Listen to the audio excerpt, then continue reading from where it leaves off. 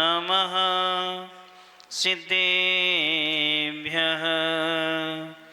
जय श्री ओम नमः सिद्धेभ्यः धर्मः सर्वे सुखाकरो हितकरो धर्मं बुद्धाश्चिन्यते धर्मेणैव समाप्यते शिवसुखं धर्माय तस्मै नमः।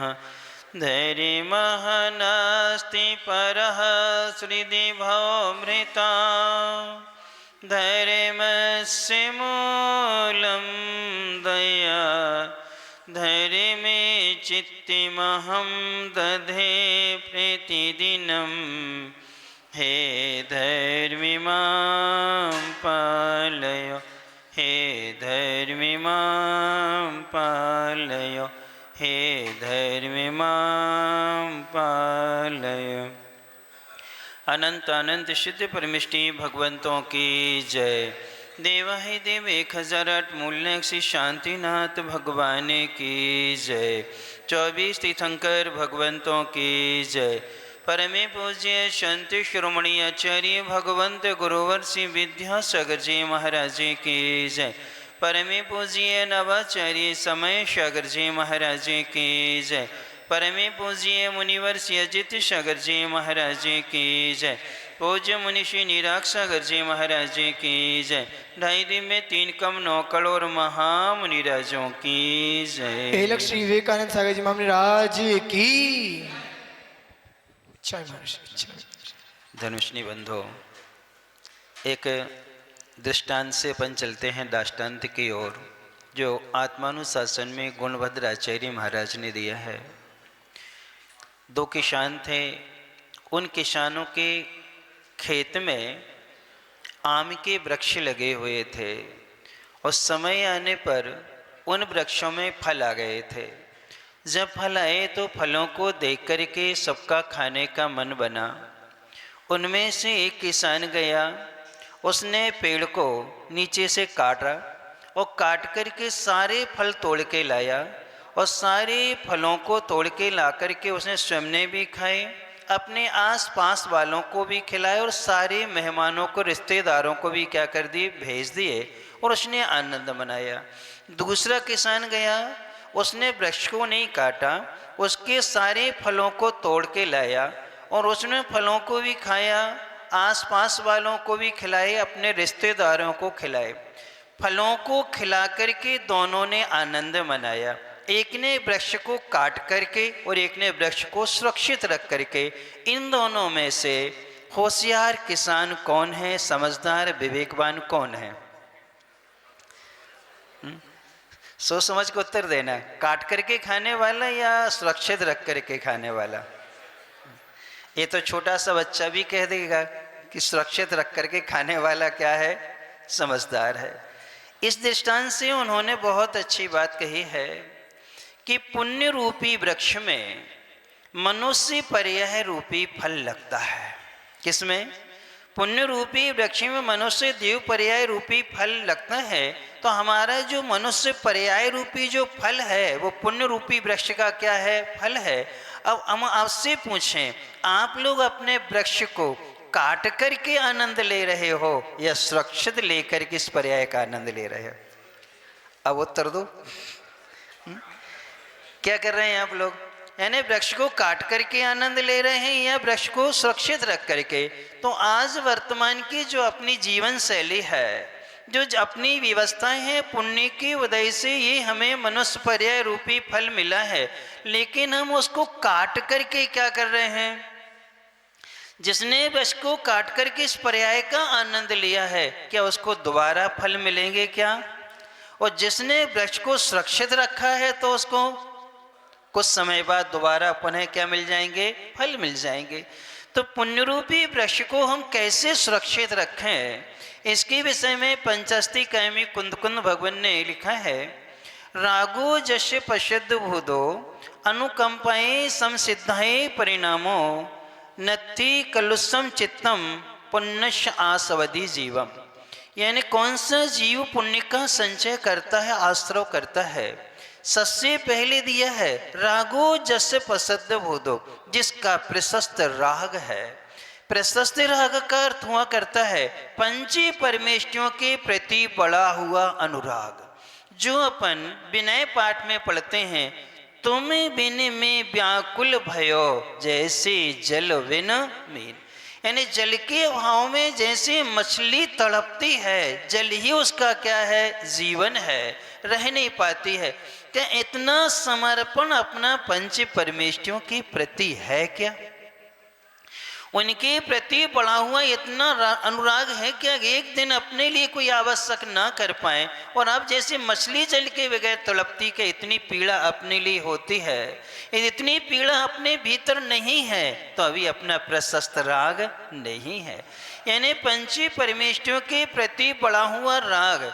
दूसरा उन्होंने दिया है अनुकंपा, जीव महात्मा दया के क्या होना, भाव होना। यानी जो जीव है एक इंद्रिय से लेके पंचेंद्रिय तक के चतुर्गति के 84 लाख योनि के जीवों पर क्या होना, दया करुणा के भाव होना।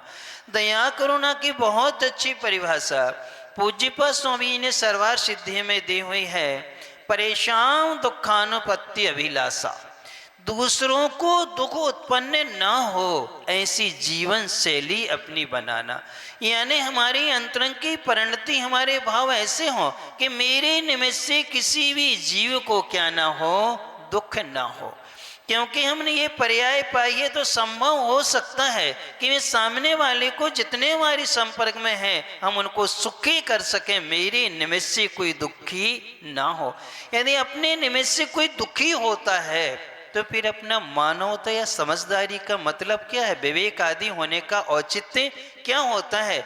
इसलिए जिसमें दया के परिणाम होते हैं। फिर इसके बाद में तीसरा दिया है चित्तम नत्ति कलुषम, जिसके चित्त में कोई भी कलुषता नहीं है। यानी जिसके मन में, हृदय में आर्त रौद्र संक्लेश परिणाम नहीं है, वह जीव क्या करता है, पुण्य का क्या करता है, संचय किया करता है। अर्थात पुण्य को सुरक्षित रखने के ओनली कितने साधन दिए उन्होंने, पंच परमेष्ठि के प्रति बढ़ा हुआ राग, दूसरा उन्होंने दे दिया दया, और तीसरा दिया है कि आपके आर्त रौद्र यानी संक्लेशित परिणाम नहीं होना चाहिए। आज वर्तमान में हम देखते हैं कि आज अपने इतने संक्लेशित परिणाम हैं, अपन सारी क्रियाएं करते हैं लेकिन क्रियाओं को प्रशस्त क्रियाएं करते हैं, अभिषेक है, पूजन है, साधुओं को दान देना, वही वृत्ति, स्वाध्याय, संयम की पालन करते हैं, कई स्थानों भिक्षाओं का निरोध भी करते हैं, दान भी करते हैं, लेकिन कहीं ना कहीं संक्लेशतापन को क्या है, आ जाता है। मान लो आपने शांतिधार की बोली ही ली है और वो नाम घर के एक सदस्य का नाम बोलना छूट जाए तो, एक मुखिया का बोल दिया, सब परिवार कह दे, सर्च के छोटे वादे बच्चे आदि किसी एक का नाम छूट जाए तो आपको क्या आती है, संकलिष्ट आती कि नहीं आती, बताओ आई कि नहीं आई। तो ये जो होता है कि ये एक क्षण की संकलिष्टता जो होती है सारे पुण्य को छीण कर देती है। आचार्य भगवंतों ने कहा है कि 3 तरह की कषाएं होती हैं। एक होती है दीर्घ कषाय, जो बदले की भावना से कई भवों तक चलती रहती है। एक होती तीव्र कषाय, जिसमें व्यक्ति देखता नहीं है कि कौन कैसा है और उसका क्या कर देता है, वो घात कर देता है। ये नहीं देखता कि सामने वाला गुणवान है कि गुणहीन है, व्रती है कि अव्रती है, ये कुछ भी विवेक नहीं होता है। ये कौन सी कषाय होती है, तीव्र कषाय होती है। और तीव्र कषाय के कारण से वह ऐसे कर्म को बांध लेता है कि जिस समय उसको क्षमता की आवश्यकता होती है उस समय वह कर्म उसके जीवन में क्या है, उदय में आता है। यानी कि देखो तीव्र कषाय, सुकमाली जी का जीवन जब हम देखते हैं तो सुकमाल जी के भोजन में नमक नहीं मिलने से उनने भाभी को क्या मार दी थी, लात मार दी थी। इतने मात्र की कषाय से सुकुमाल तो यहाँ मुनि बन गए, लेकिन वो व्रती हो करके भी संकलेश परिणामों से मरी त्रियंच गति में गई, और उसी ने उसी पैर को क्या किया, खाया कि नहीं खाया। कौन सा परिणाम है ये तीव्र कसाय। यानी क्षणिक में हम थोड़ा सा आए और हमें क्या आ जाता, इतना तीव्र क्रोध आ जाता है कि हम विवेकहीन हो जाते हैं। ये तीव्र कसाय सारे पुण्य को क्या करती है, छीण कर देती है। और तीसरा दिया हुआ है क्षुद्र कसाय, यानी छोटी छोटी बातों पर क्या कर लेना, क्रोध कर लेना, जिनका कोई औचित्य नहीं होता है। इन तीन से यदि हम बच गए तो हमारा पुण्य सुरक्षित होना क्या होता है, प्रारंभ हुआ करता है। इसलिए हम कैसे जाने और कैसे बचें, ये कसाय है और इस कसाय से हमें बचना है। चारों कसायों का मूल कारण यदि कोई है, इच्छा पूर्ति में बाधा। जिस समय जिससे जैसा जितना अपन चाहते हैं उस समय उससे उतना वैसा ना मिले तो हमें क्या आता है, विकल्प होता है, संकलेश परिणाम होते हैं। चाहे वो मान सम्मान के विषय में हो, चाहे आपने जो छल कपट किया है वो सफल ना हो, जो लोभ आपने किया है वो सफल ना हो, तो आपको क्या होती है, इच्छा पूर्ति में क्या है, बाधा है। इसको जीतने का यदि कोई एक उपाय है तो इसका मात्र एक उपाय आचार्य भगवंतों ने दिया है, अंतराय कर्म के क्षयोसम का चिंतन निरंतर करना चाहिए। जब हमारा भोग अंतराय कर्म का विशेष क्षयोसम होता है तो पुरुषार्थ करती वस्तु मिल जाती है, और जब हमारा विशेष क्षयोसम नहीं होता है तो पुरुषार्थ करती हुई वस्तु नहीं मिला करती है। एक छोटा सा संस्मरण आपको सुनाते हैं, पद्म पुराण का है। राम लक्ष्मण सीता तीनों देशांतर चले जाते हैं। देशांतर जाते हैं, रात्रि विश्राम करके प्रातः काल आगे बढ़ते हैं। पीछे मुड़ करके देखते हैं 3 रथ उनके साथ में चलते हैं, सामग्री से भरे हुए। तब राम ने जैसे मुड़ के देखा तब लक्ष्मण जी से पूछा ये क्या है। तब लक्ष्मण जी तो उत्तर नहीं दे पाए। सीता जी ने कहा माँ कह रही थी कि मार्ग में काम आएगा, रास्ते में काम आएगा। जैसे ये कहा राम ने वो समय इतना अच्छा चिंतन कराया। अविरत समय दृष्टि है, छायक समय दृष्टि है, लक्ष्मण क्षौसम समय दृष्टि है, सीता जी क्षौसम समय दृष्टि है। उस समय वो तत्काल कहते हैं कि देखो यदि मेरा भोग उपभोग अंतराय कर्म का क्षौसम होता तो राज वैभव छूटता ही क्यों, किसका, मेरे भाग्य में होता तो ये जब छूटता ही क्यों। और जितना मेरा भाग्य में है वो तो वन में भी क्या है, मिल जाएगा, इसलिए इसकी कोई आवश्यकता नहीं है। और उन्होंने सारी सामग्रियों को क्या कर दी, किसका चिंतन किया, एक अंतराय कर्म का। मेरा भोगांतराय कर्म का, भोगांतराय कर्म का यदि हमारा क्षौसम है और जितना हमारे भाग्य में है वन में पुरुषार्थ करते हुए वो मुझे क्या है, मिलके रहेगा।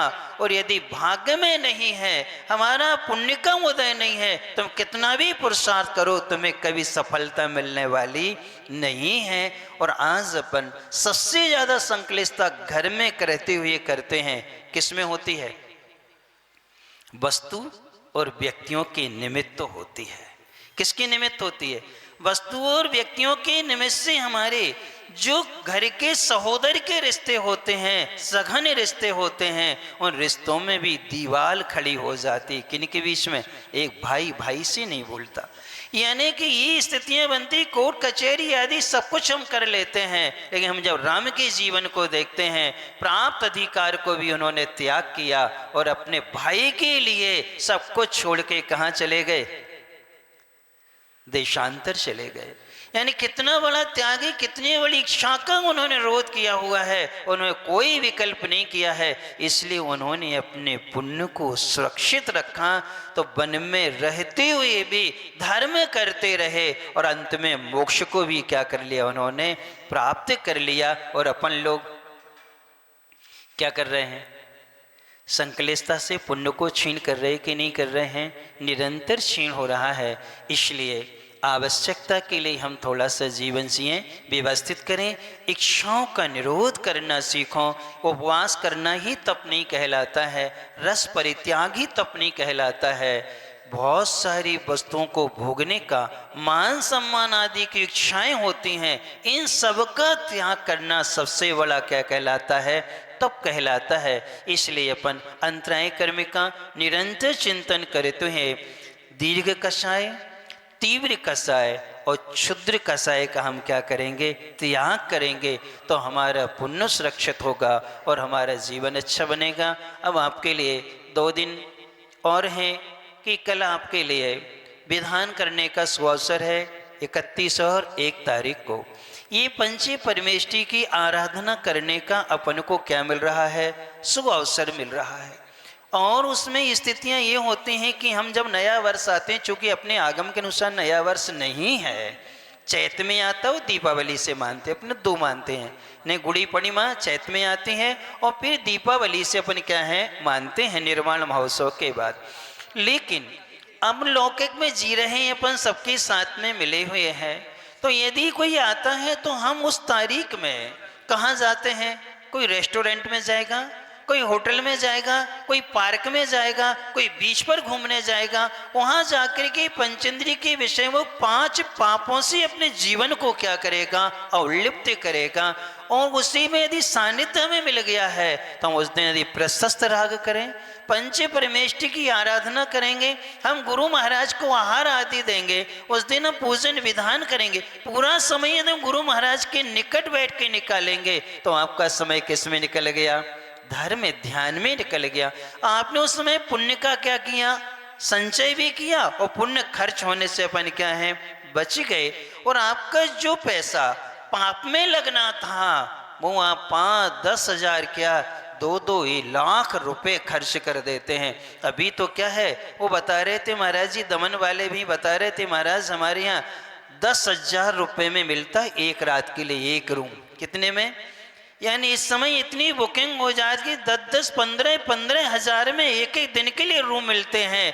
और आप नए वर्ष पर ऐसे स्थानों पर जाओगे, यदि वो 10,000 में से 5,000 मात्र यदि जिनबिंबी की आराधना में, पंच परमेष्टि की आराधना में करेंगे तो वो पुण्य आपके कहाँ जाएगा? साथ में जाएगा। और आप पाप से क्या है बच जाएंगे। अपनी युवा पीढ़ी को, अपने बेटा बेटियों को, परिवार को ये बात समझाएं कि हमें कहाँ अच्छा लगेगा और कहाँ बुरा लगेगा। ऐसे अपन सब लोग संयोजन बनाए और 2 दिन तक ये ऐसा होना चाहिए कि इस हॉल में जगह ना मिले, तब तो जानेंगे कि तुमने इसकी महिमा को समझा है कि वास्तव में हमें पुण्य को सुरक्षित करना है। अपने पैसे को जो मेहनत से कमाया है उसको हम पाप के कार्य में नहीं लगाएंगे, उसको हम अच्छे कार्य में लगा करके, अपने समय को अच्छे कार्य में लगा करके जीवन को अच्छा बनाएंगे। ऐसा प्रशस्त रख के क्रिया करते हुए, अपनी इच्छाओं का निरोध करते हुए पंच परमेष्टि राग लगाएंगे तो अपने जीवन अच्छा बनेगा। इन्हीं भावना सुले परमे पूज्य संत श्रोणी आचार्य भगवंत गुरुवर श्री विद्यासागर जी महाराज जी की जय। परमे पूज्य नवाचार्य समय सागर जी महाराज जी की जय। परमे पूज्य मुनिवर श्री अजित सागर जी महाराज जी की जय। परम पूज्य मुनि श्री निराग सागर जी महाराज जी की जय। जी बोलिए